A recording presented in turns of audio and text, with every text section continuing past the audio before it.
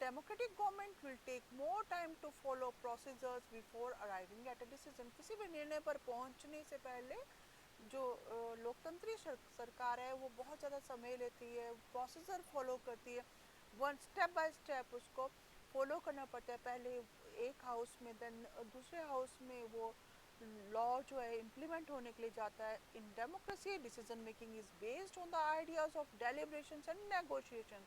तो लोकतंत्र में जो निर्णय लेने की जो डिसीजन मेकिंग जो होती है ये डिपेंड करता है लोगों की ओपिनियंस, उनकी मेजॉरिटी जो लोग हैं वो क्या विचार रखते हैं। तो यहाँ पर क्या होता है कि because it has followed procedures अपनाते हैं, इस डिसीजंस में भी बहुत more acceptable to the people. और जो लोग हैं उस वो इसके जो लोकतांत्रिक जो निर्णय होते हैं उनको लोग ज़्यादा स्वीकार करते हैं क्योंकि वो उनके हित में भी होते हैं। तो how do we assess democracy या आउटकम्स ऑफ डेमोक्रेसी, मतलब डेमोक्रेसी से आपको क्या मिलता है। Democracy is seen to be good in principle. ये देखने में मतलब प्रिंसिपल्स में तो अच्छे लगते हैं कि इसमें ये है, राइट्स हैं, डिफरेंट डिफरेंट आपको आज़ादी मिली हुई है। बट जो प्रैक्टिस में जब कार्यकलाप में लाते हैं तो it's very it felt to be not so good in its practice. और यहाँ पर देखते हो कि in democracy we have all kinds of rights to express our feelings. हम अपने को अभिव्यक्त करने की स्वतंत्रता होती है। तो क्या डेमोक्रेटिक गवर्नमेंट एफिशिएंट होती है कि नहीं, तो हम यहाँ पर ये पढ़ रहे हैं it has to follow procedures. इसको प्रोसीजर्स फॉलो करने पड़ते हैं। पहले लोकतंत्र में त्रिय सरकार जो लोकसभा में बिल पास होगा, देन राज्यसभा में पास होगा, उसके बाद राष्ट्रपति की मंजूरी के लिए जाया जाएगा, तब जाके वो कानून बनता है। फिर डिफरेंट लेवल्स हैं। तो इस तरह से डेमोक्रेसी में जो लोग हैं वो देवर मोर अफेक्टेड, देयर जो उनकी जो बातें हैं वो समझी जाती हैं। Accountable, responsive and legitimate government. Accountable government is government which is answerable or which is required to justify its actions or decision।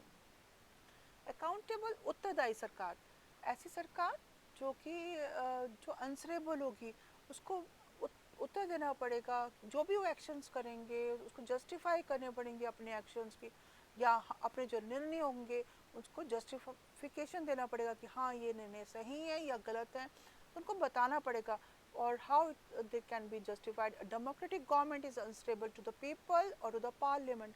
वो पार्लियामेंट जो संसद है उसके लिए भी उत्तरदायी होती है और लोगों के लिए भी। पार्लियामेंट में भी उसको डिसीजंस, अपने डिसीजंस को जस्टिफाई करना पड़ता है कि ये न्यायपूर्ण है कि नहीं, यहाँ किसी के हितों को नुकसान तो नहीं पहुँच रहा। तो इस तरह से डेमोक्रेटिक गवर्नमेंट आंसरेबल होती है। रिस्पॉन्सिव, उसको रिस्पॉन्स देना पड़ता है, उसको बताना पड़ता है कि उसके जो ये जो भी पॉलिसीज़ ला रही हैं क्या ये पॉलिसीज़ उनके हित में है या नहीं। लेजिटिमेट गवर्नमेंट, लॉफुल, मतलब जो कोई भी गैर कानूनी वर्क तो नहीं हो रहा। तो ये सब चीज़ें वो पार्लियामेंट के लिए उत्तरदायी होती है। This this only happens in democratic government. और they should also have they have to give response to the people। उनको लोगों को बताना पड़ता है कि what they are making implementing that is justful or not। तो इसमें ट्रांसपेरेंसी भी चाहिए। Transparency means that every individual belonging to a particular democratic country has the right to examine or instigate that whether the law, action, plans, policies or decisions taken by the government are correct or not। तो transparency मतलब पारदर्शिता। पारदर्शिता, उनको बिल्कुल clear होना चाहिए कि जो इंडिविजुअल है, हर जो पर्सन है जो किसी पर्टिकुलर डेमोक्रेटिक कंट्री का, लोकतंत्रीय देश का है, वो जो लोग हैं they have the rights to examine. उसको वो देख सकते हैं जो भी एक्शंस, पॉलिसीज जो इम्प्लीमेंट हो रही हैं तो क्या वो सही है या उनके हित में है कि नहीं है। तो दैट इज़ आरटीआई भी आपको पता है, राइट टू इंफॉर्मेशन, ये एक्ट है। एक कानून पास हुआ है आरटीआई. आरटीआई मतलब कि they people have to be informed of what the government is implementing, what policies governments are taking, तो what are various plans, ये सब उसको क्लियर करना पड़ता है. That is right to information RTI.